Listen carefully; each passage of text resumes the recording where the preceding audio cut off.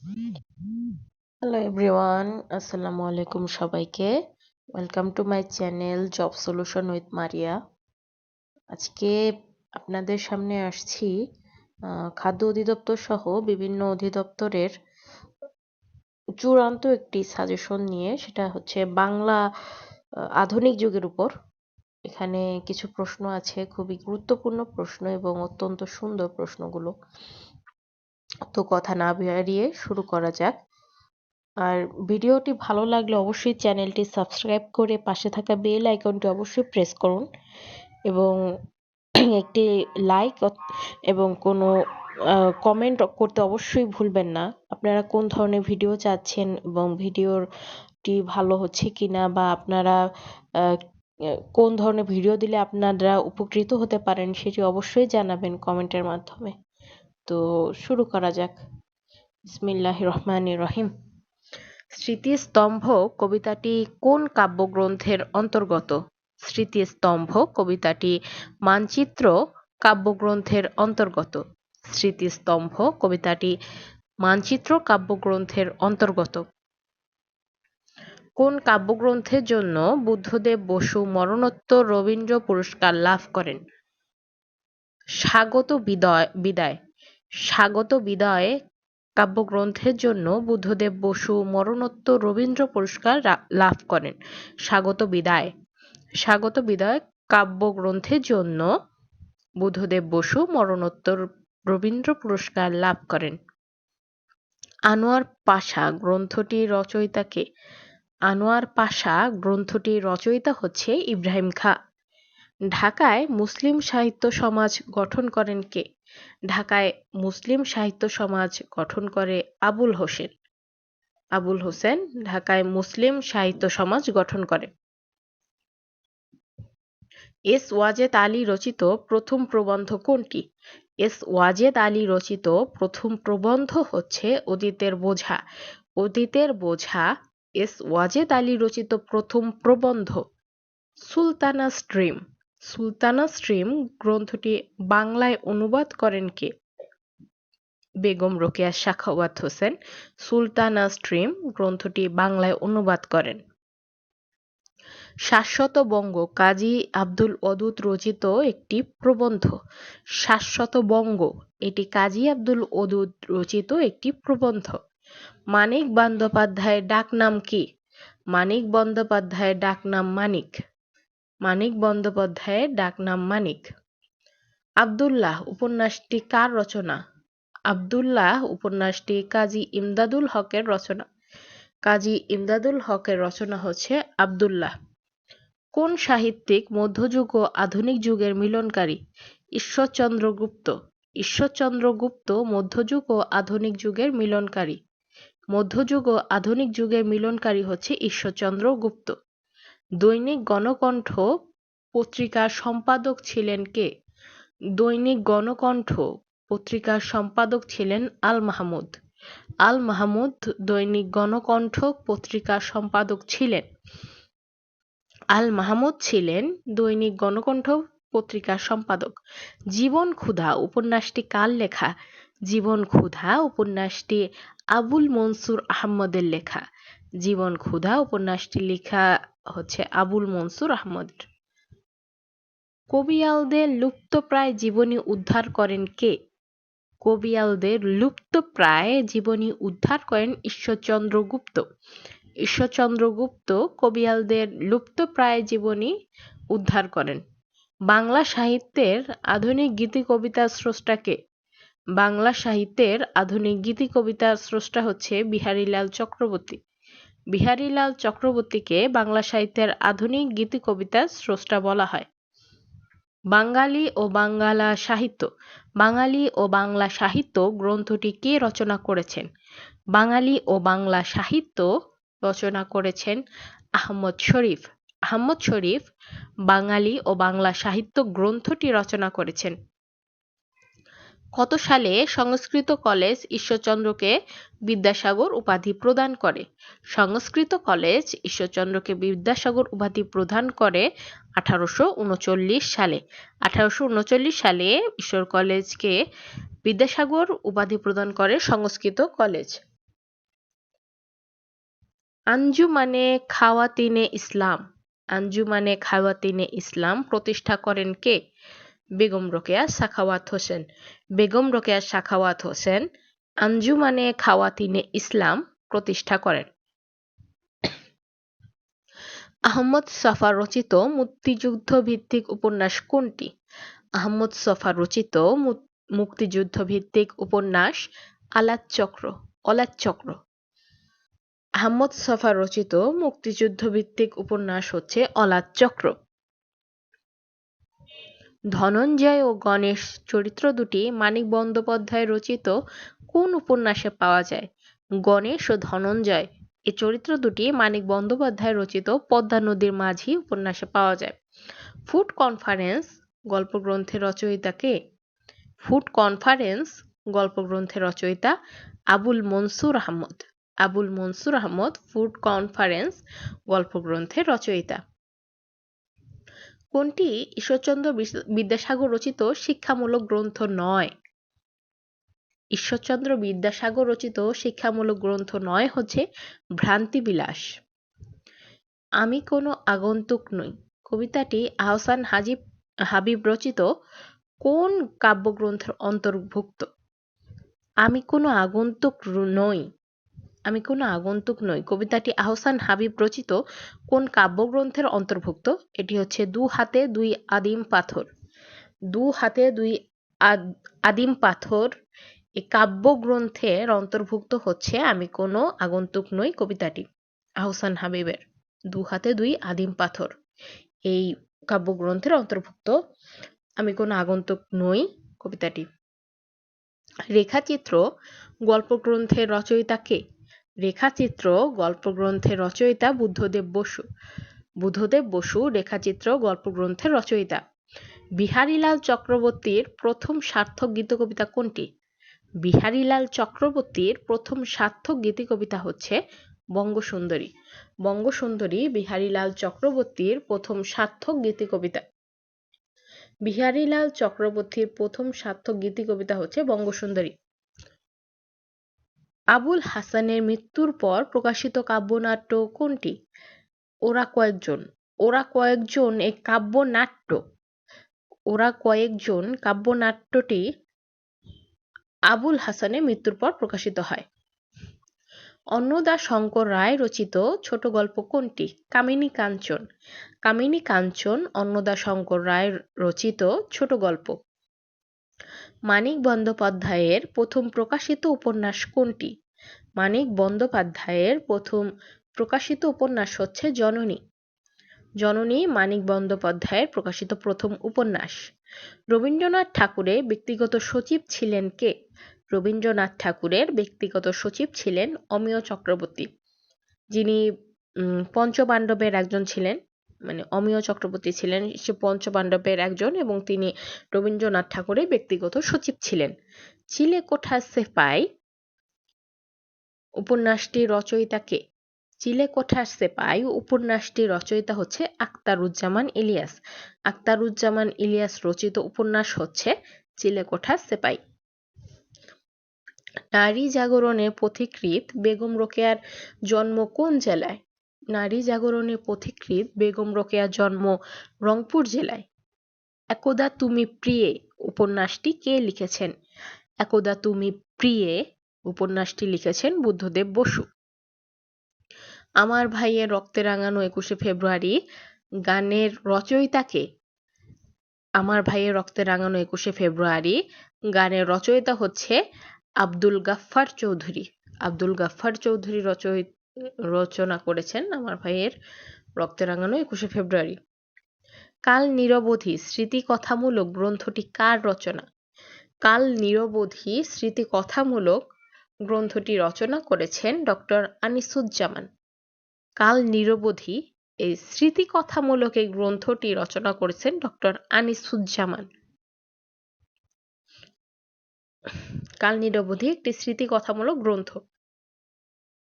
Doctor আনিসুজ্জামানের। কোন সাহিত্যিক 1971 সালে শহীদ বুদ্ধিজীবী? আনোয়ার পাশা। আনোয়ার পাশা একজন শহীদ বুদ্ধিজীবী 1971 সালের। কাজী আব্দুল ওদুদ রচিত প্রবন্ধের সংকলন হচ্ছে শাশ্বত বঙ্গ। কাজী আব্দুল ওদুদ রচিত প্রবন্ধের সংকলন কোনটি? কাজী আব্দুল ওদুদ রচিত প্রবন্ধের সংকলন হচ্ছে শাশ্বত বঙ্গ। আবু জাফর শামসুদ্দীন রচিত ত্রয়ী উপন্যাসের অন্তর্গত নয় কোনটি?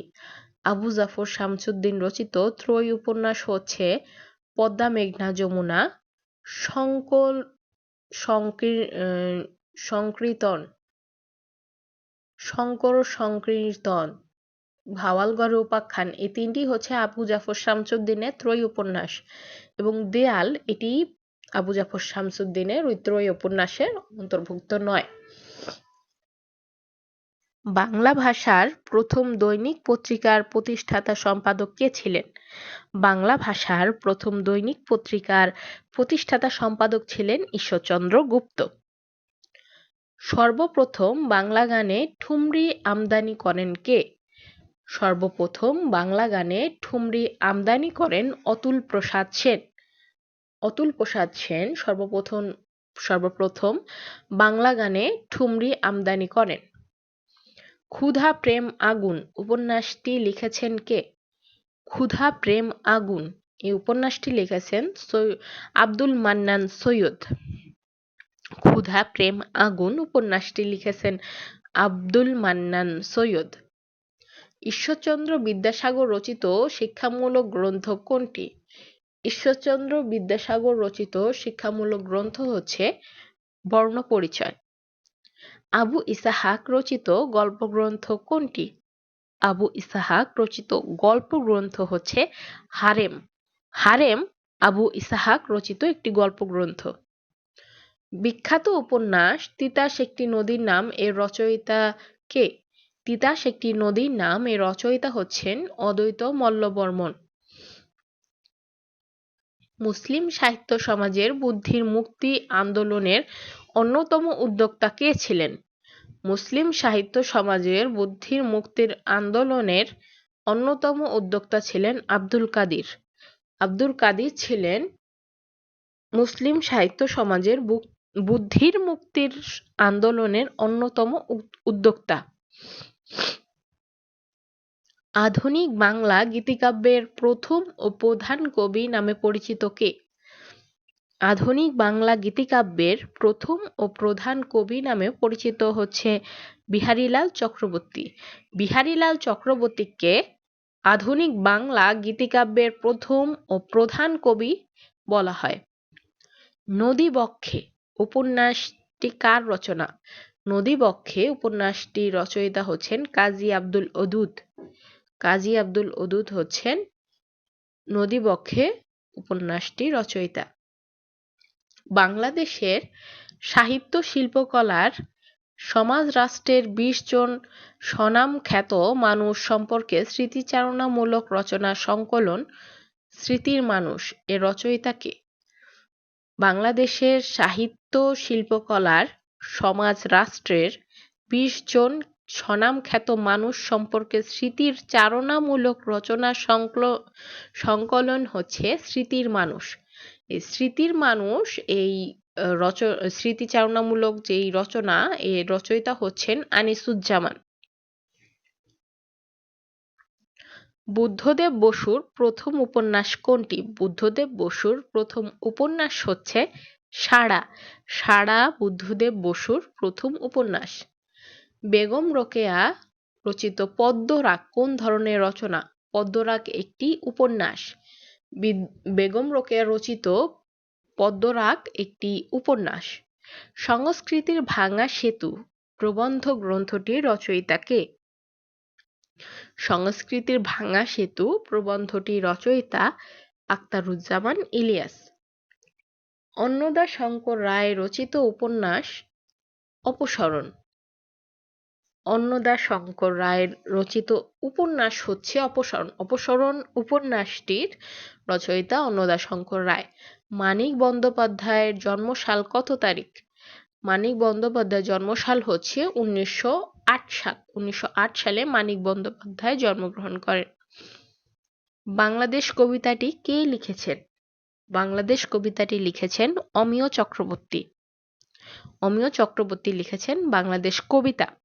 বাংলাদেশ কথা কয় গ্রন্থটি সম্পাদনা করেছেন কে? বাংলাদেশ কথা কয় গ্রন্থটি সম্পাদনা করেছেন আব্দুল গাফফার চৌধুরী। আব্দুল গাফফার চৌধুরী বাংলাদেশ কথা কয় গ্রন্থটি সম্পাদনা করেছেন। আনোয়ার পাশা রচিত রাইফেলরেটি আওরাত। আনোয়ার পাশা রচিত রাইফেলরেটি আওরাত একটি মুক্তিযুদ্ধ ভিত্তিক উপন্যাস। রাইফেলরেটি আওরাত এটি একটি উপন্যাস। এটি রচনা করেছেন আনোয়ার পাশা। আবু জাফর শামসুদ্দীনের প্রথম উপন্যাস কোনটি? আবু জাফর শামসুদ্দীনের প্রথম উপন্যাস হচ্ছে পরিত্যক্ত স্বামী। পরিত্যক্ত স্বামী এই উপন্যাসটি প্রথম রচনা করেন আবু জাফর শামসুদ্দীন। এটি তার প্রথম উপন্যাস। পরিত্যক্ত স্বামী আবু জাফর শামসুদ্দীনের প্রথম উপন্যাস। ঈশ্বরচন্দ্র বিদ্যাসাগরের প্রথম প্রকাশিত গ্রন্থ কোনটি? ঈশ্বরচন্দ্র বিদ্যাসাগরের প্রথম প্রকাশিত গ্রন্থ হচ্ছে বেতাল পঞ্চবিংশতি। বিহারীলাল চক্রবর্তীর শ্রেষ্ঠ কাব্যগ্রন্থের নাম কি? বিহারীলাল চক্রবর্তীর শ্রেষ্ঠ কাব্যগ্রন্থের নাম হচ্ছে শারদামঙ্গল। মহাপতঙ্গ কোন ধরনের গ্রন্থ? মহাপতঙ্গ একটি গল্প গ্রন্থ।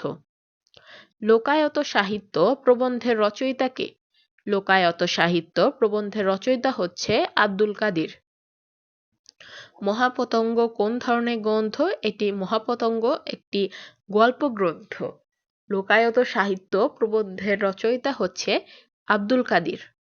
রুশ বিপ্লবের প্রেরণায় অনুপ্রাণিত হয়ে আবুল হোসেন কোন প্রবন্ধ রচনা করেন? রুশ বিপ্লবের প্রেরণায় অনুপ্রাণিত হয়ে আবুল হোসেন রচনা করেন হচ্ছে কৃষকের আর্তনাদ, কৃষকের দুর্দশা, কৃষি বিপ্লবের সূচনা, এগুলো। এই প্রবন্ধগুলো রচনা করেন আবুল হোসেন রুশ বিপ্লবের প্রেরণায় অনুপ্রাণিত হয়ে। আবুল হাসানের মৃত্যুর পর প্রকাশিত কাব্যনাট্য কোনটি? আবুল হাসানের মৃত্যুর পর প্রকাশিত কাব্যনাট্য হচ্ছে ওরা কয়েকজন।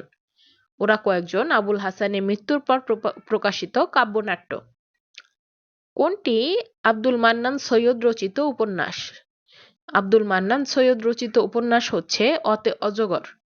অতে অজগর আব্দুল মান্নান সৈয়দ রচিত একটি উপন্যাস।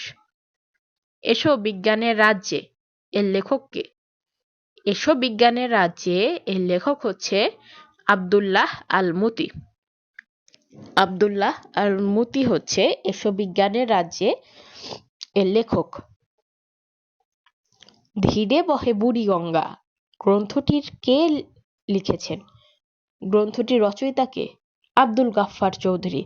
ধীরে বহে বুড়িগঙ্গা এই গ্রন্থটি রচনা করেছেন বা গ্রন্থটি লিখেছেন আব্দুল গাফফার চৌধুরী। যবনিকা পতন উপন্যাসটির রচয়িতা কে? যবনিকা পতন উপন্যাসটির রচয়িতা হচ্ছে বুদ্ধদেব বসু। এস ওয়াজেদ আলী রচিত প্রবন্ধ কোনটি? এস ওয়াজেদ আলী রচিত প্রবন্ধ হচ্ছে অতীতের বোঝা। অতীতের বোঝা এস ওয়াজেদ আলী রচিত প্রবন্ধ। অতীতের বোঝা এই প্রবন্ধটি রচনা করেছেন এস ওয়াজেদ আলী। সমকালের মুসলিম সমাজের একটি বিশ্বস্ত দলিল হিসাবে বিবেচিত স্মৃতিকথামূলক গ্রন্থ বাতায়ন এর রচয়িতা কে? বাতায়ন এই স্মৃতিকথামূলক গ্রন্থটির রচনা করেছেন ইব্রাহিম খাঁ। এটি ছিল সমকালের মুসলিম সমাজের একটি বিশ্বস্ত দলিল। বাতায়ন এই স্মৃতিকথামূলক গ্রন্থটি রচনা করেছেন ইব্রাহিম খাঁ। কবি আহসান হাবীবের প্রথম প্রকাশিত কাব্যগ্রন্থ কোনটি? কবি আহসান হাবীবের প্রকাশিত প্রথম কাব্যগ্রন্থ হচ্ছে রাত্রি শেষে। রাত্রি শেষে আহসান হাবীবের প্রথম প্রকাশিত কাব্যগ্রন্থ। আহসান হাবীবের প্রথম প্রকাশিত কাব্যগ্রন্থ হচ্ছে রাত্রি শেষে। আব্দুল্লাহ উপন্যাসটি রচয়িতা কে? আব্দুল্লাহ উপন্যাসটি রচয়িতা হচ্ছে কাজী ইমদাদুল হক। কাজী ইমদাদুল হক আব্দুল্লাহ উপন্যাসটি রচনা। গাভী বৃত্তান্ত কে লিখেছেন? গাভী বৃত্তান্ত লিখেছেন আহমদ ছফা। আহমদ ছফা লিখেছেন গাভী বৃত্তান্ত। পলাশী থেকে পাকিস্তান ইতিহাস গ্রন্থটি রচয়িতা কে? পলাশী থেকে পাকিস্তান ইতিহাস গ্রন্থটি রচয়িতা হচ্ছে আবুল কালাম শামসুদ্দিন। পলাশী থেকে পাকিস্তান ইতিহাস গ্রন্থটি রচয়িতা হচ্ছে আবুল কালাম শামসুদ্দিন। কোনটি আহমদ শরীফ রচিত প্রবন্ধ গবেষণা গ্রন্থ নয়? আহমদ ছফা রচিত প্রবন্ধ গবেষণা গ্রন্থ নয় হচ্ছে প্রবন্ধ সংগ্রহ। এটি আহমদ ছফা রচিত কোনো প্রবন্ধ গবেষণা গ্রন্থ নয়। আব্দুল্লাহ আল মামুন রচিত এক চরিত্র নির্ভর নাটক কোনটি? আব্দুল্লাহ আল মামুন রচিত এক চরিত্র নির্ভর নাটক হচ্ছে কোকিলারা। কোকিলারা হচ্ছে আব্দুল্লাহ আল মামুন রচিত এক চরিত্র নির্ভর নাটক। বিখ্যাত কাব্যগ্রন্থ আমি কিংবদন্তির কথা বলছি এর রচয়িতা কে? আবু জাফর ওবায়দুল্লাহ। আমি কিংবদন্তির কথা বলছি এই কাব্যগ্রন্থটির রচয়িতা হচ্ছেন আবু জাফর ওবায়দুল্লাহ। নিচের কোন সাহিত্যিক খিলাফত ও অসহযোগ আন্দোলনে সক্রিয় অংশগ্রহণ করেন? আবুল মনসুর আহমদ। আবুল মনসুর আহমদ উনি খিলাফত ও অসহযোগ আন্দোলনে সক্রিয় অংশগ্রহণ করেন। এই ছিল আজকে প্রশ্নের উত্তরগুলো বাংলার। তো ভিডিওটি যদি আপনাদের কাছে ভালো লাগে তো প্লিজ চ্যানেলটি সাবস্ক্রাইব করে পাশে থাকা বেল আইকনটি অবশ্যই প্রেস করবেন, এবং যদি আপনারা কি ধরনের ভিডিও চাচ্ছেন বা কোন বিষয়ের উপর ভিডিও চাচ্ছেন যদি সেটা কমেন্ট করেন তো আরো উপকৃত হব বলে আমি মনে করছি। তো ধন্যবাদ আমার সাথে